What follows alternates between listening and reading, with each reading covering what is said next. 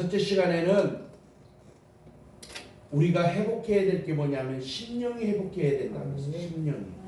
두 번째는 우리가 예배가 회복돼야 된다. 그래서 우리가 드려지는 예배가 진정과 신령한 거룩한 산 예배가 돼야 된다 하는 이야기를 했다라면, 오늘 이 시간에는 세 번째 시간으로서 2장 10절로 16절에 있는 말씀을 중심으로 하나님 말씀을 전하는데, 세 번째는 뭐가 회복돼야 되냐면요, 가정이 회복돼야 돼요. 아멘. 가정. 아멘. 실존주의 철학자 사르토라고 하는 사람이 있었어요.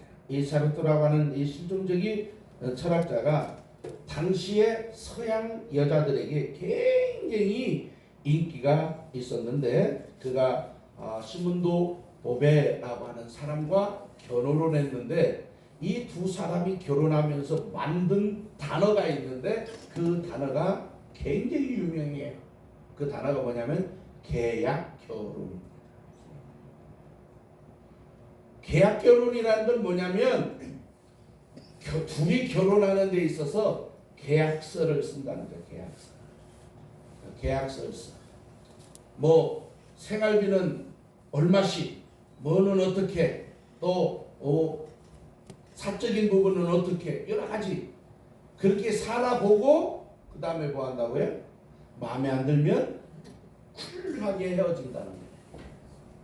그러니까 법적으로 호적에 혼인신고는 안 하고 그냥 둘이 계약하고 결혼한다는 거예요. 제가 언뜻 얼마 전에 이렇게 식당에서 밥 먹으면서 보니까 우리나라 예능 프로에도 무슨 동거 무슨 뭐 이런 프로가 있더라고요. 여기까지 왔어요. 이 사람들이 만든 이 계약결혼이라고 하는 이것이 서양에서 선풍적인 인기를 얻었어요. 그래서 너도 나도 여기에 빠졌어요. 그런데 시간이 지나면서 어떤 일들이 벌어지냐면 가정이 깨지고 서양에서 이혼율이 늘어나기 시작한 거예요. 한번 생각해 보자. 어떤 남자와 어떤 여자가 10년 동안 살다가 에이 살아보니까 안 맞아 헤어졌다면, 어떤 남자가 그 여자를, 어떤 여자가 그 남자하고 같이 살거든요. 쉽지 않은 거예요. 오늘 말라기 2장에서 하나님께서 이스라엘 백성들의 죄를 지적하는데, 어떤 죄를 지적하느냐, 우리 한번 11절 보겠습니다. 11절 시작. 유다는 거짓을 행하였고 이스라엘과 예루살렘 중에서는 가증한 일을 하였으며, 유다는 여호와께서 사랑하시는 그 성결을 욕되게 하여 이방신의 딸과 결혼하였으니. 자, 지금 새로 개정된 성경에는 유다는 거짓을 행했다 이렇게 돼 있고, 옛날 개혁 성경에는 괴사와 가증한 일을 했다 이렇게 되어 있어요.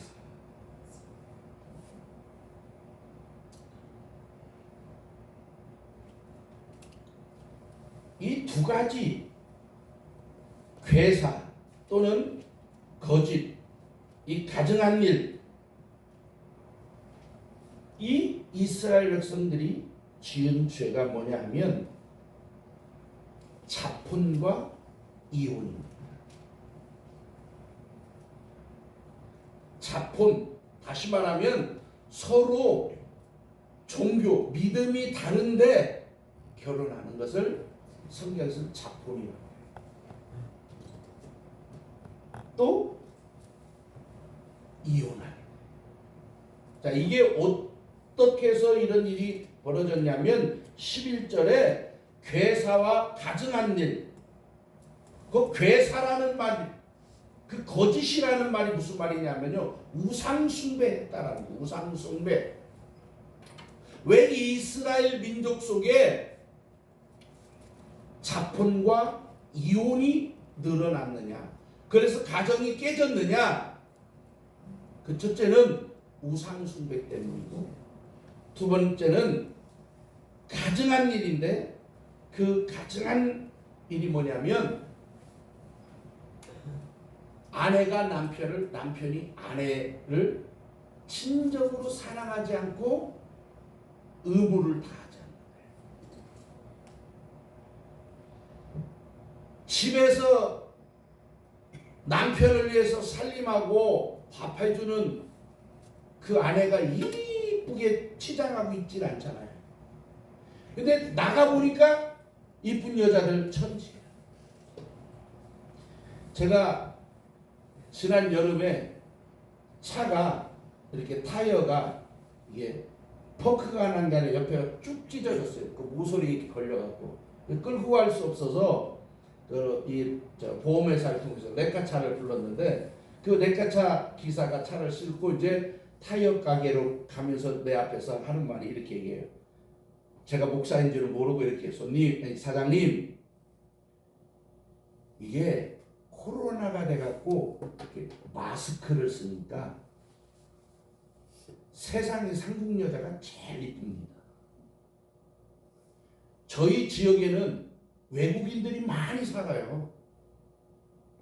미군 부대도 있지만 이 공장들 때문에 외국인 근로자들이 많이 와 있기 때문에 이 마스크를 벗었을 때는 그냥 그런데 마스크를 썼는데 이 모습이 자기가 이 보는 사람 중에는 한국 여자들이 제일 예쁘다는 거예요. 지금 제가 무슨 이야기를 하려고 하냐면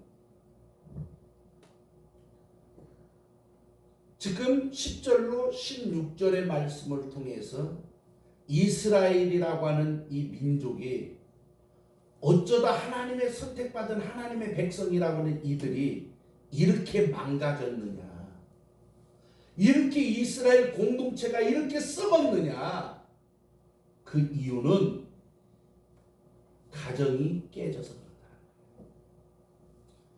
가정이 깨져서. 그래서 그 말씀을 자세히 살펴보니까 어쩌다가 가정이 이렇게 깨지게 되고 병들게 됐느냐 라고 보니까 거짓 또는 괴사와 가증한 일 때문에 그렇다. 이 말은 무슨 말이냐면 이방 사람하고 결혼을 통해서 하나님에 대한 신앙이 흐려졌다는 거죠. 그래서 결혼은 단순하게 사람 대 사람이 만나서 하는 것이 아닙니다. 결혼은 단순하게 한 가문과 다른 가문이 만나서 하나로 합치는 것도 아닙니다. 더 엄격히 말하면 결혼은 영적인 겁니다. 결혼은 영적인 겁니다. 제가 목회 31년 하면서 정말 능력 있는 주의 종, 또 능력 있는 그러한 집사님, 장로님인데 가정 때문에 깨지거나 목회를 그만둔 사람을 많이 봐왔어요. 목사님하고 사모님하고 안 맞아서 그런 경우도 있고, 아이들이, 자녀들이 안 믿는 자와 연애하고 그래서 결혼함으로 인해서 가정이 불화를 겪게 되고 깨지는 경우도 많이 봤어요. 제가 20년 전에 지금도 기억하는데 우리 교회 전도팀이 전도하다가 어떤 대상자를 이렇게 연락처하고 그 내용을 받아왔어요. 그래서 보고를 하는 걸 듣고 이제 연락을 해서 한번 그 집을 방문하기로 이렇게 마음먹었어요. 그래서 그 전화를 드렸더니 오라는 거예요. 와도 된다는 거예요. 그래서 신방전도사 하나, 그 다음에 신방 같이 갈 수 있는 권사님, 이렇게 셋이 갔어요.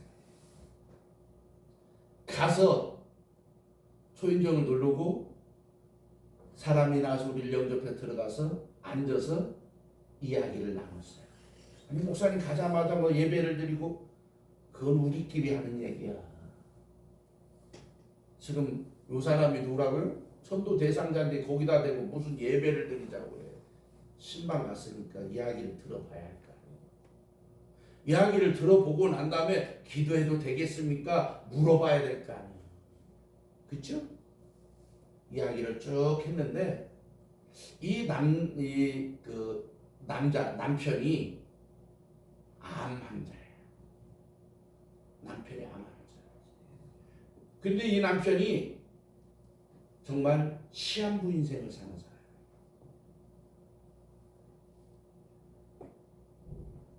그래서 좋다는 거 다 먹어봤고 유명하다는 병원 다 다녀봤고 뭔가 능력 있다는 사람 가서 굿도 해보고 기도도 다 받아보는 거죠. 근데 전혀 효험이 없어요. 그런데 우리 교회 전도팀이 예수 믿고 간절히 기도하면 하나님께서 그 병을 고쳐준다라고 한 거야.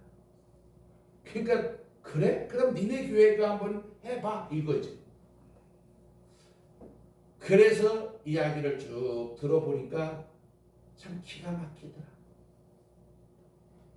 뭐가 기가 막히냐면 그 여자분 아버지가 목사님이야.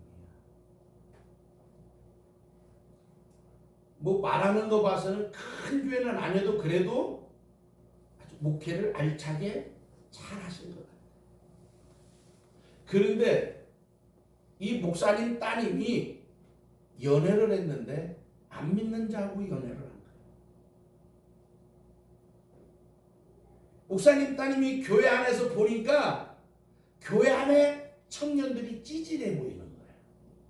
분위기도 맞출 줄 모르고 뭐 할 줄도 없고 세련미도 없고 한단 맨날 기타나 치고 예수님 찬양이나 했었고. 근데 이 남자를 만나니까 분위기 있는 찻집에도 데려가고 맛있는 커피도 사주고 차를 탈 때도 교회 청년들은 무게 자매 빨리 타. 그런데 이 남자는 딱 문을 열어주고 닫아주고 그 매너에 뿅 간 거야. 그래서 어찌됐든 결혼을 했어요. 결혼을 하고 보니까 이 남자 집안이 굉장한 불교 집안. 그래서 신혼여행 갔다 온 그 날부터 다녀온 그 날부터 시어머니 따라서 절에 다니기 시작해요. 또 우리 새벽 기도처럼 새벽 예불을 드리기도 하고. 그런데 사찰들이 다 경치 좋은 데 있잖아요. 그렇죠? 큰 절들이 다 좋은 경치 좋은 데 있잖아요. 그러니까 이 사람은 무슨 부처를 진실하게 사랑하고 믿어서라기보다는 거기 가서 한번 이거하고 난 다음에 그 다음에 고기 마시고 좋은 데 가서 맛있는 먹고 그런 게 너무 좋았던 거예요. 그렇게 저렇게 소위 재밌게 지냈어. 그러면서 이야기를 하기를 이렇게 재미있는데 애가 있으면 아기가 태어나면 그 아기 치닥거리 하느라고 재미없으니까 우리 애기 낳지 말자. 또 애기도 안 낳고 잘 살았어. 그리고 남편도 직장에서 그 대기업에 다니는데 승승장구하는 거예요. 근데 어느 순간부터 몸이 이상이 오기 시작했어요. 결론 암 환자라고 했잖아요. 그래서 그냥 병을 고칠 수만 있다면 뭐든지 하는 거예요.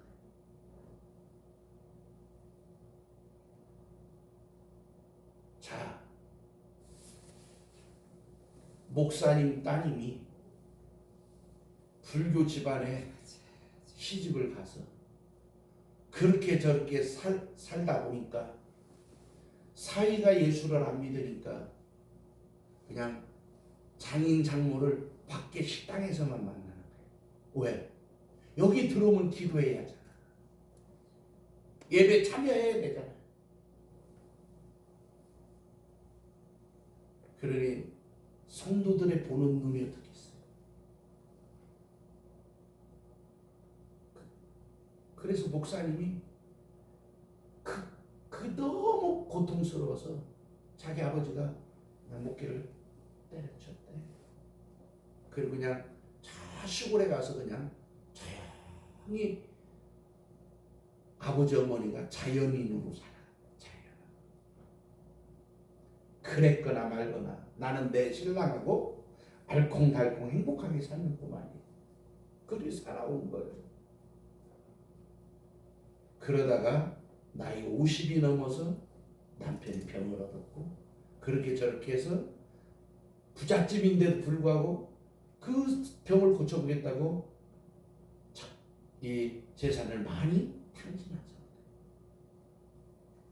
이제 병원에서는 가봐야 힘들고 고통스럽다 그러면 진통제밖에는 주는 것밖에 할 일이 없어. 그러다가 우리 교회 전도팀 만나서 그리 신방하게 됐고, 그래서 이제 제가 이렇게 했어요. 그 사람한테 뭐 예수님 어쩌고 그런 얘기를 해봐야 씨알이도 안 먹히니까 오늘 만났으니 내일부터 우리 교회에서는 당신을 위해서 특별 기도를 하려고 한다. 그런데 누구 문제 놓고 기도하냐면 당신 문제 놓고 기도하니까 우리만 기도하면 되겠냐. 네 문제니까 너가 더 열심히 해야 될 거 아니냐. 고로 내일부터 우리 교회 권사님들 기도대장 권사님들이 기도실에서 릴레이 기도를 하고 전교인들에게는 하루 한 끼 금식하면서 그 사람을 위해서 바쁘면 이 교회에 본다고 하더라도 어디 있든 하루에 1분씩 그 사람을 위해서 이름 불러서 기도해 주고, 목사인 저는 하루에 한 끼만 먹고 당신을 위해서 1차적으로 한 달간 기도하겠다. 왜? 지금 사형 선고 받았는데 이제 한 달밖에 못 산다고 하니까 한 달만 일단 기도하자. 그래서 처음에는 3일 동안은 금식했고 4일째부터는 이제 한 끼만 먹고, 왜? 신방 다니고 설교를 하니까 힘들어서 못 하겠더라고요. 그래서 그렇게 했어요. 보름쯤 되는데 반응이 오기 시작했어요. 20여일이 들어갔는데 얼굴에 혈색이 달라. 이 사람 암 환자라 음식도 못 먹어. 그냥 물만 넣어도 하는데 지가 식당 가자고 그래서 막 우리 밥을 사줘. 그리고 지도 먹어. 속으로 죽을 때가 돼서 이게 그러나? 믿음 없는 소리 하지 말아야지. 그렇게 저렇게 했어요. 자기들도 신기하니까 대학병원에 간 거야. 검사를 하니까 암세포가 커지는 게 아니라 죽어가고 있는 거예요. 아멘. 아멘.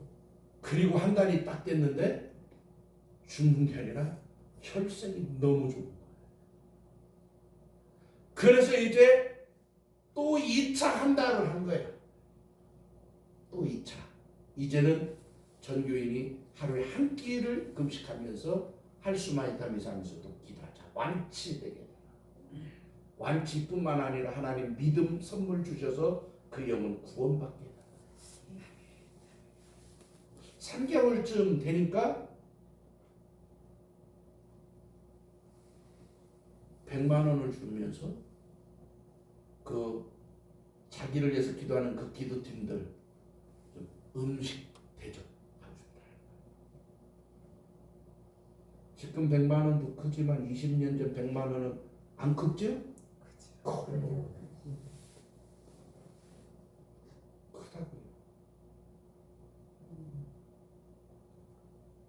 그렇게 저렇게 한 5개월이 됐어. 몸은 점점점 좋아져서 이제 운동도 하고 다니고. 어느 날 전화가 왔어. 전도사님한테. 목사님, 그 아무개 성도분 있죠? 예. 내일 목사님 시간 어떠시냐 묻는데요. 괜찮다고. 그러면 내일 점심 약속 잡겠습니다. 잡았어. 아주 비싼 식당에 초대받아서 전도사님하고 저하고 그 다음에 신방 나랑 늘 그 집에 같이 갔던 신방대원하고 그 부부하고 5이 비싼 식당에서 식사 대접을 하는데 나 물었어. 우리가 대접을 해서 먹기는 먹는데 무슨 이유로 대접하는 겁니까? 그랬더니 묻지 말고 그냥 맛있게 드세요. 묻지 않고 맛있게 먹었어요. 그리고 돌아왔어요. 그날이 제 기억으로는 목요일이었던 것 같아요. 돌아왔어요. 그리고 토요일 날 퇴근을 하려고 하는데 전도사님이 전화가 왔어요. 목사님, 그 아무개 부부 있잖아요. 내일 교회 못 온대요. 그래서 나는 어디 좀 단위로 갔다 오려고 그러는가. 뭐 그럴 수도 있지. 뭐 조심해서 잘 다녀오시라고 그래. 그랬더니 우리 신방 전도사님 하신 말씀이 뭐라고 얘기하냐면 그게 아니고요. 이제 교회 안 나온답니다. 왜요? 병원에 갔더니요. 완치. 이대로 5년간만 이상 없으면 생존. 더 이상 교회 다닐 이유가 없어졌어.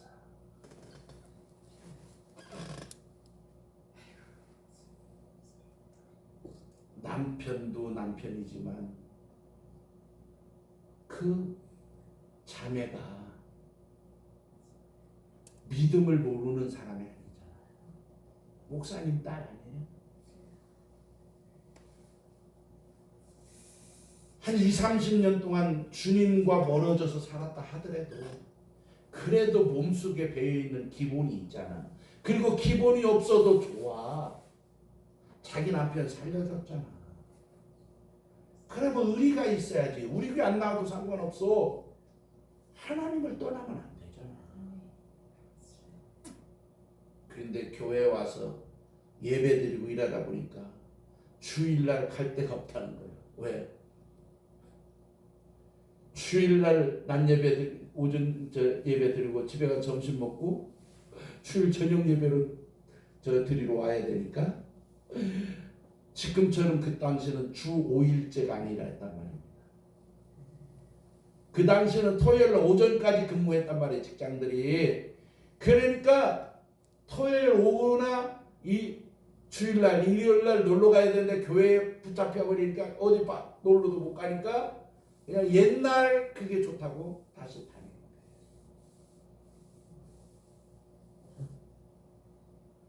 한 달 보름쯤 지난 거의 2달이 됐는데 신방 목사가 전화 왔어요. 목사님, 그 아무개 그 성도 알지요? 네, 알지요. 그런데요, 오실 수 있냐고 물어보는데요. 왜? 남편이요. 일주일 전 피를 토하기 시작하고요. 재발이 됐어요. 그런데 그래서 자기 집에 오실 수 있냐고 물어봐요. 근데 자기 집이 뭐냐면 우리가 신방 갈까봐 이사가 버렸거든. 무슨지 알겠어요? 한 2달 전에 그 전화하고 바로 그 다음날 이사를 가버린 거야. 그러면서 이제 다시 신방 와달라고 여기는 어디 아파트 몇 동 몇 호입니다 한 거야. 자, 신반 전도사님한테 그랬어요. 건방 떨지 말고 오고 싶으면